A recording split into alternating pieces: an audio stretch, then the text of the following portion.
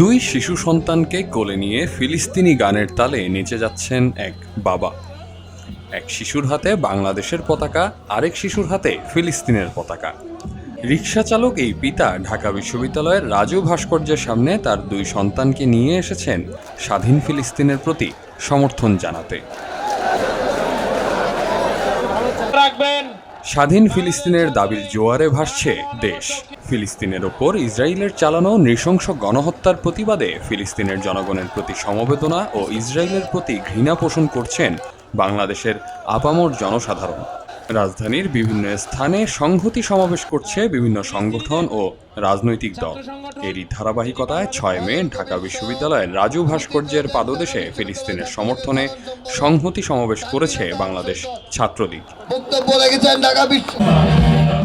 ছাত্রলীগের এই উদ্যোগকে সাধুবাদ জানিয়ে সংহতি সমাবেশে একাত্মতা ঘোষণা করেছেন রাজধানীবাসী।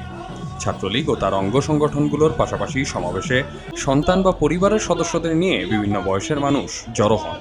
কারো হাতে বাংলাদেশের পতাকা, আবার কারো হাতে ফিলিস্তিনের। সঙ্গে ছিল ফ্রি প্যালেস্টাইন লেখা ছবি সংবলিত ব্যানার ও প্ল্যাকার্ড। দেখতে দেখতে ছাত্রলীগের এই সংহতি সমাবেশ রূপ নেয় জনসমুদ্রে। সবার একটাই দাবি, অচিরেই ফিলিস্তিনের প্রতি ইসরায়েলের আগ্রাসন বন্ধ হোক, স্বাধীনভাবে বাঁচুক ফিলিস্তিনের জনগণ। আপনি আপনার জায়গা থেকে একজন ইন্ডিভিজুয়াল হিসাবে আপনি কি করছেন এটা আপনার দেখা উচিত, যে আপনি কি চুপ আছেন বিষয়টা নিয়ে, আপনি সোশ্যাল মিডিয়াতে কতটা বেশি তৎপর, আপনি যে অর্গানাইজেশনগুলো তাদেরকে সাহায্য করতে চাচ্ছে আপনি কতটা ডোনেশন দিচ্ছেন। প্রথম সারির মুসলমান দেশ, তাদের নিজেদের মধ্যে একটা ভ্রাতৃত্বের সম্পর্কের কমতি আছে। আর দ্বিতীয় যে বিষয়টা সেটা হচ্ছে যে আমেরিকার মদদে যে কয়টা মুসলিম রাষ্ট্র চলে তারা চাইলেই ইসরায়েলের বিরুদ্ধে তারা অবস্থান নিতে পারছে না। বিশ্বব্যাপী যে ছাত্র আন্দোলন প্রিভ্যালেশনের জন্য এবং তার জন্য আমরা এখানে আসছি। আর হচ্ছে ইসরায়েলের জেনোসাইড বন্ধ করার জন্য আমরা দাবি জানাচ্ছি। ফিলিস্তিনের মানুষের উপর অত্যাচার করা হচ্ছে, নিপীড়ন করা হচ্ছে, হত্যাযজ্ঞ চালানো হচ্ছে।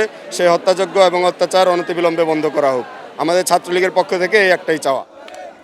ছাত্রলীগের সভাপতি সাদ্দাম হোসেনের নেতৃত্বে এবং সাধারণ সম্পাদক শেখ ওয়ালি আসিফ ইনানের সঞ্চালনায় সমাবেশে বক্তব্য রাখেন ছাত্রলীগের বিভিন্ন কমিটির সভাপতিবৃন্দ। আন্দোলন চলছে ন্যায্যতা প্রতিষ্ঠার দাবিতে, মানবতা বিরোধী অপরাধের বিরুদ্ধে। বিশ্ববিদ্যালয়গুলো শিক্ষার্থীরা যেভাবে জেগে উঠেছে, যে কলম্বিয়ান ঢেউ গোটা বিশ্বের তারুণ্যকে আজকে প্রভাবিত করছে, আমরা সেই জায়গা থেকে সেই মার্কিন ছাত্র আন্দোলনকে সংহতি প্রকাশ করার জন্য আমরা আজকে বাংলাদেশের ছাত্র সমাজের পক্ষ থেকে এই কর্মসূচি ঘোষণা করেছি। পদযাত্রার শেষে আমরা সংহতি সমাবেশ করব। আমাদের সংহতি সমাবেশে প্যালেস্টাইনের বিভিন্ন শিক্ষার্থী অংশগ্রহণ করবে এবং মার্কিন যুক্তরাষ্ট্রে চলমান শিক্ষার্থী আন্দোলনে আমরা সংহতি প্রকাশ করার সঙ্গে সঙ্গে একই সঙ্গে freedom of expression, academic freedom যেন রক্ষা করা হয়। যেসব শিক্ষার্থীকে গ্রেপ্তার করা হয়েছে তাদেরকে যেন অনতিবিলম্বে মুক্তি দেওয়া হয়। বাংলাদেশি অনেক শিক্ষার্থী সেখানে সাসপেনশনের শিকার হয়েছে, তাদেরকে যেন মুক্তি দেওয়া হয়। এবং যেসব দেশ এই ফিলিস্তিনের উপরে আগ্রাসন পরিচালনা করার ক্ষেত্রে, মানবতা বিরোধী অপরাধ পরিচালনা করার ক্ষেত্রে অস্ত্র এবং অর্থ দিয়ে সহায়তা করে, তারা যেন তাদের এই দমন নীতি থেকে সরে আসে। বাংলাদেশের তারুণ্যের পক্ষ থেকে আমরা সেই আহ্বান রাখছি। এটা খুবই পুরনো একটি টেকনিক, ডিভাইড অ্যান্ড কনকুয়ার। তাদের যদি ভাগ করে যেত তাহলে why couldn't they divide the Palestinian dreams. Europe এবং আমেরিকার বিশ্ববিদ্যালয়ের ছাত্ররা আজকে বলে আমাদের রক্তের রং ফিলিস্তিনি। পাশাপাশি ফিলিস্তিনের প্রতি সমর্থন জানানোয় ছাত্রলীগ ও বাংলাদেশের জনগণকে ধন্যবাদ জানান বাংলাদেশে অধ্যয়নরত ফিলিস্তিনের দুই নাগরিক ইসহাক ও Abdullah বাদাউই। There are 300,000 Palestinian students in Gaza who couldn't go to their schools or their colleges or universities. They couldn't pursue their dreams because of this current assault, because of the past 20 years of encampment in the so-called Gaza Strip, and for the past 75 years of occupation.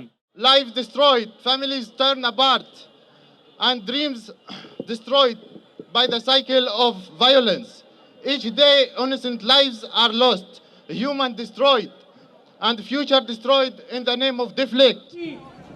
সমাবেশে চলমান ফিলিস্তিন ইস্যুতে ছাত্রলীগের পরবর্তী পদক্ষেপ সম্পর্কে জানানো হয় এবং দেশবাসীকে যে যার জায়গা থেকে ফিলিস্তিনের জনগণের পাশে দাঁড়ানোর আহ্বান জানানো হয়। আহমদ সিফাত, খবরের কাগজ। এলো খবরের কাগজ, নিখাত, নির্ভীক, নিরপেক্ষ।